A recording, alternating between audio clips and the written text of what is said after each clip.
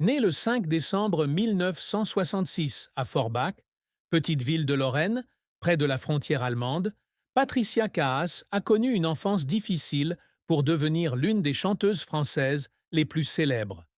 Avec sa voix rauque et caractéristique, mêlant pop, jazz, cabaret et chansons, elle a conquis le cœur de millions de spectateurs à travers le monde, d'Europe à l'Asie, en passant par la Russie. Avec plus de 20 millions d'albums vendus, elle est non seulement une star, mais aussi une icône culturelle, à l'instar de légendes comme Edith Piaf et Marlène Dietrich. Pourtant, derrière les projecteurs de la scène, la vie de Patricia Kaas est un parcours jalonné de profonde tristesse, d'échecs cuisants et de constants efforts pour se dépasser. De ses années de chanteuse dans de petits clubs allemands à son rôle de coach pour The Voice France en 2025, Patricia a connu les hauts et les bas de la vie, où les joies se mêlent aux larmes et où les secrets sont soigneusement cachés. La plus grande tristesse de Patricia Kaas fut la perte de sa mère, Irmgard, décédée d'un cancer en 1989, alors qu'elle n'avait que 22 ans et était sur le point de connaître la gloire. Cadette d'une fratrie de 7 enfants, Patricia a grandi entourée de l'amour et des attentes de sa mère, qui a reconnu son talent musical dès son plus jeune âge et l'a constamment encouragée à poursuivre ses rêves. Sa mère, d'origine allemande, était non seulement une source d'encouragement, mais aussi une compagne, toujours présente dans les premiers temps difficiles de Patricia, lorsqu'elle chantait lors de manifestations locales et dans les petits clubs de Saarbrück. Le décès de sa mère survient alors que Patricia prépare sa première tournée mondiale, l'occasion de porter son nom au-delà des frontières françaises. Cette perte fut non seulement un choc personnel, mais aussi un vide incommensurable, lui donnant l'impression d'avoir perdu une partie de son âme. Patricia confia un jour que sa première tournée, commencée en 1990, lui avait permis d'échapper à la douleur de la perte de sa mère. Les soirs sur scène, lorsqu'elle chantait des chansons comme Mademoiselle chante le blues, étaient des moments où elle tentait de cacher ses larmes avec un sourire et la lumière des projecteurs. Mais lorsque les lumières s'éteignaient et que le public quittait la salle, elle retournait souvent dans sa chambre d'hôtel, serrait dans ses bras le petit ours en peluche qu'elle avait offert à sa mère sur son lit de mort et laissait libre cours à ses émotions refoulées. L'ours en peluche, simple souvenir, devint son talisman, toujours emporté avec elle en tournée pour ressentir la présence de sa mère. Cette tristesse fut aggravée par la mort de son père, Joseph, quelques années plus tard, laissant Patricia dans un profond sentiment de solitude au sommet de sa gloire. Elle a déclaré que la perte de ses parents avait fait d'elle une personne habitée par la mélancolie, une part indissociable d'elle-même, même si elle a toujours essayé de nier qu'elle n'était pas triste, juste un peu mélancolique de la vie. La carrière de Patricia Kaas est un parcours de plus de 3 décennies, jalonné de hauts et de bas brillants qui l'ont fait pleurer plus d'une fois.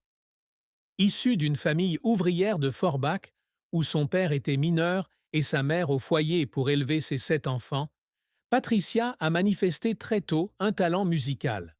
À 8 ans, elle a commencé à se produire lors de manifestations locales, interprétant des chansons de Sylvie Vartan, Dalida et Claude François, ainsi que des chansons anglaises comme New York, New York. Malgré la pauvreté de sa famille, sa mère a toujours trouvé le moyen de la soutenir, l'emmenant à des concours de chant ou l'encourageant à poursuivre sa passion.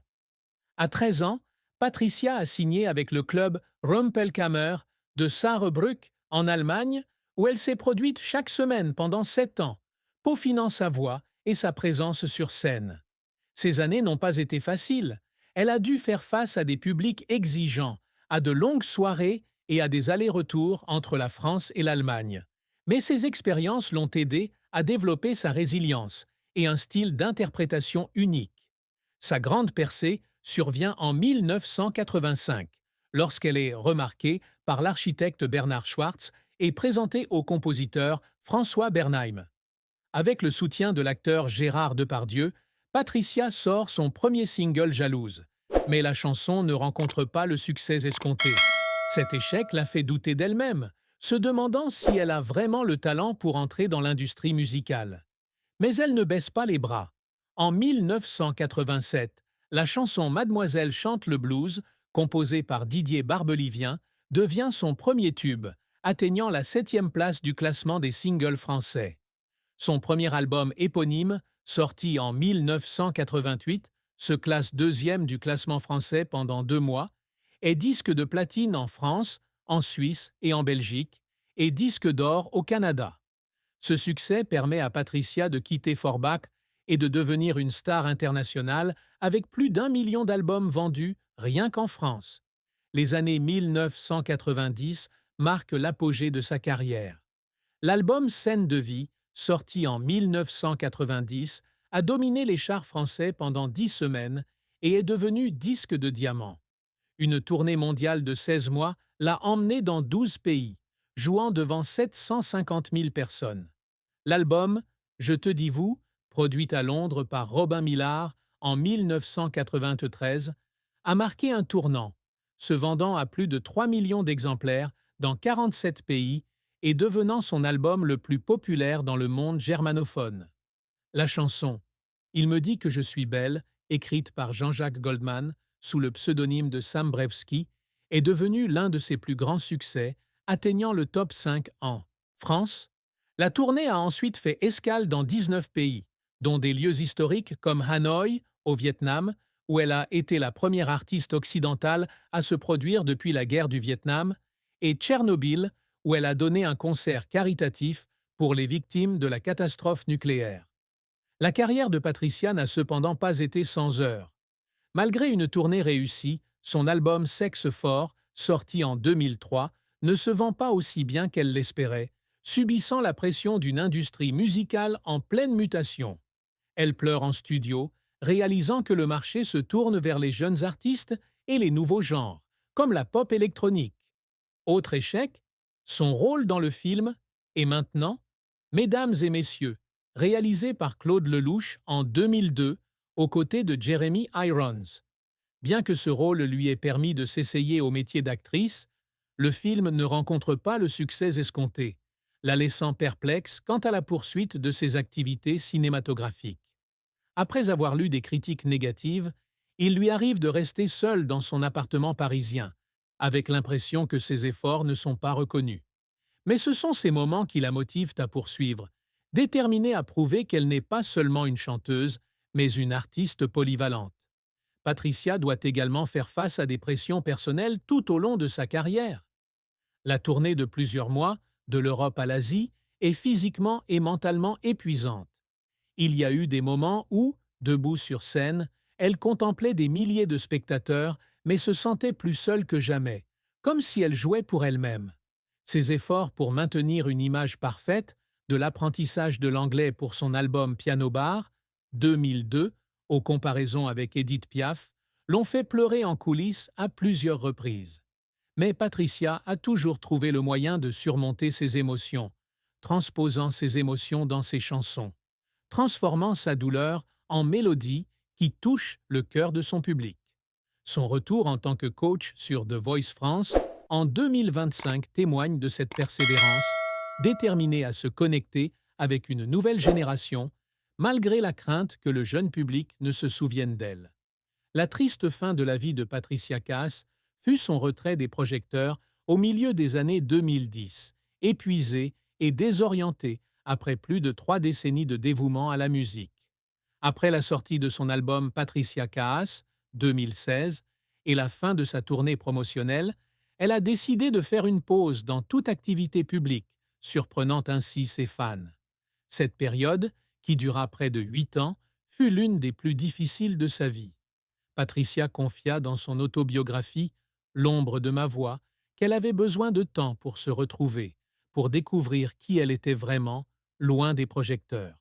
Elle s'installa à Zurich, menant une vie privée, loin des médias et de la pression de la célébrité. Mais ce retrait ne lui apporta pas la paix qu'elle espérait. Au contraire, elle affronta la solitude, avec le sentiment d'avoir perdu une partie de son identité en quittant la scène. Durant ces années, Patricia se promenait souvent seule dans les parcs paisibles de Zurich, avec pour seule compagnie son chien Tequila, offert par le réalisateur Claude Lelouch. Elle avait l'impression de vivre dans un monde étranger, sans les applaudissements ni les projecteurs pour lui rappeler sa valeur. Il y avait des jours où elle s'asseyait devant le miroir, observant son visage, se demandant si elle pourrait un jour revenir, si le public l'accepterait encore après toutes ces années d'absence. Cette tristesse n'était pas seulement une perte de connexion avec le public, mais aussi le sentiment d'avoir perdu une partie d'elle-même. Bien qu'elle soit revenue à The Voice France en 2025, cette période de retrait lui a laissé une cicatrice mentale, lui rappelant que la célébrité, aussi brillante soit-elle, ne peut combler le vide qui la rongeait. L'amour et le mariage étaient des aspects émotionnels, mais aussi difficiles, de la vie de Patricia Cass. Connue pour sa beauté captivante et sa voix émouvante, elle attirait l'attention de nombreux hommes, mais elle ne s'est jamais mariée ni n'a eu d'enfant. Patricia a confié un jour aspirer à un amour véritable, où elle pourrait être elle-même sans crainte du jugement. Mais son indépendance et sa force effrayaient souvent les hommes. L'une de ses relations les plus mémorables fut avec le célèbre chef Yannick Aleno en 2008 à 2009. Bien que de courte durée, cette relation l'a profondément marquée. Passionné de créativité culinaire, Yannick a inspiré Patricia dans sa quête de perfection artistique. Cependant, cette relation a pris fin en raison de différences de style de vie et de la pression de leurs deux emplois, laissant Patricia dans une profonde tristesse. Une autre relation, celle de 6 ans avec le chanteur belge Philippe Bergman, a également marqué un chapitre douloureux de sa vie. À la fin de cette relation, Patricia a eu le sentiment d'avoir perdu une partie de son cœur. Elle a quitté Paris pour Zurich, à la recherche d'un endroit où panser ses blessures. Elle a confié un jour que cette rupture l'avait étouffée, comme si elle ne pouvait plus respirer dans la ville qu'elle avait aimée. La tristesse amoureuse de Patricia ne provenait pas seulement de relations amoureuses ratées, mais aussi du sentiment de ne pas trouver quelqu'un qui la comprenne et l'accepte véritablement telle qu'elle était. Elle a un jour confié à une amie proche qu'elle craignait d'être trop forte, trop indépendante, que les hommes n'osent pas rester avec elle. Certains soirs, assise seule, elle écoutait ses chansons comme « Il me dit que je suis belle » et ressentait une douleur intense en réalisant que l'amour dans ses chansons était souvent plus beau que ce qu'elle vivait dans la vraie vie. Bien qu'elle n'ait jamais été mariée, Patricia ne regrettait pas sa décision de ne pas avoir d'enfant. Elle a déclaré avoir choisi la voie de l'art plutôt que de fonder une famille traditionnelle, et que c'était sa façon de réaliser le rêve de sa mère. Cependant, cela ne signifie pas qu'elle ne se sentait pas seule. Après le décès de Yannick Aleno en 2022, dont elle était restée une amie proche, Patricia a écrit un message émouvant sur les réseaux sociaux, exprimant sa perte et sa sympathie pour sa famille. Sa tristesse amoureuse ne se résumait pas seulement à des relations brisées, mais aussi au sentiment de lutter constamment pour maintenir l'équilibre entre son art et sa féminité, un combat qu'elle n'a pas toujours remporté. Le plus grand secret que Patricia Cass a gardé caché pendant de nombreuses années était la peur de ne pas mériter la célébrité qu'elle avait acquise. Malgré plus de 20 millions d'albums vendus et sa réputation d'artiste française parmi les plus célèbres, elle a toujours souffert d'un sentiment d'insécurité, souvent appelé « syndrome de l'imposteur ». Cette peur remonte au début de sa carrière, lorsqu'un producteur lui a refusé l'offre en lui faisant remarquer que le monde n'avait pas besoin d'une autre Mireille Mathieu.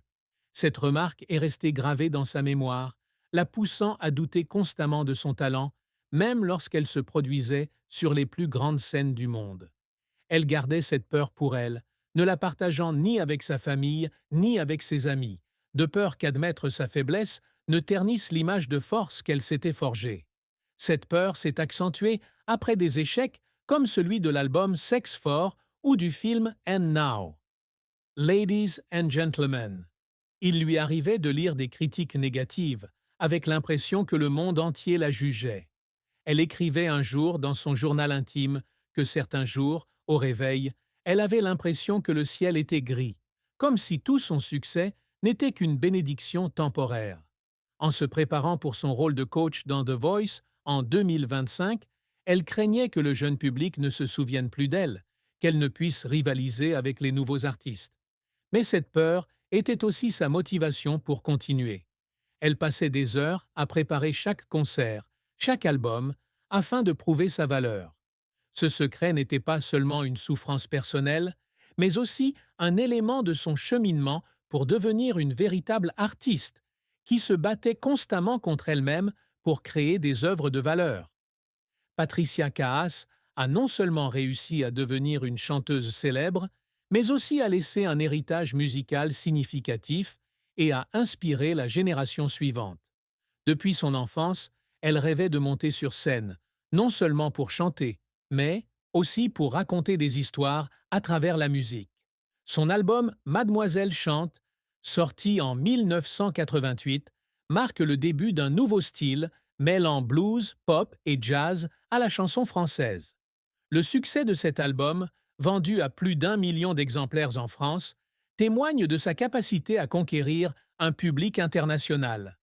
Sa tournée mondiale de 1990, avec 196 concerts dans 12 pays, l'a conduit dans des salles prestigieuses comme l'Olympia et le Zénith de Paris, où elle se produit devant des milliers de spectateurs à guichets fermés pendant des mois. Son album « Je te dis vous », sorti en 1993, marque un tournant. Elle devient la première artiste française à connaître un succès majeur dans l'espace germanophone. Des collaborations avec des artistes comme Jean-Jacques Goldman et Robin Millar lui permettent de créer un album non seulement commercial, mais aussi artistiquement significatif, avec des chansons comme Ganz und Gar et It's a Man's World. La tournée qui a suivi, traversant 19 pays, a été l'un de ses plus grands projets, emmenant sa musique dans des contrées où les artistes français avaient rarement mis les pieds, comme le Vietnam et le Cambodge. Se produire à Tchernobyl en 1994, sans changer le sort des victimes, était pour elle une façon de faire preuve de compassion et de mettre sa notoriété au service de nobles causes. Patricia a toujours cherché à dépasser ses limites. Participer au concours Eurovision de la chanson en 2009 avec la chanson « Et s'il fallait le faire » a été un défi de taille face à la pression d'une scène internationale. Bien qu'elle n'ait terminé que 8e, la chanson a été saluée par la critique et le public, témoignant de son courage à explorer de nouvelles voies. Son autobiographie, L'ombre de ma voix, publiée en 2011, a été un autre accomplissement, où elle s'est confiée sur sa vie, des jours difficiles à Forbach à la douleur de la perte de ses parents. Ce livre, traduit en plus de 6 langues, est non seulement un récit personnel, mais aussi une source d'inspiration pour ceux qui sont en difficulté. Son rôle de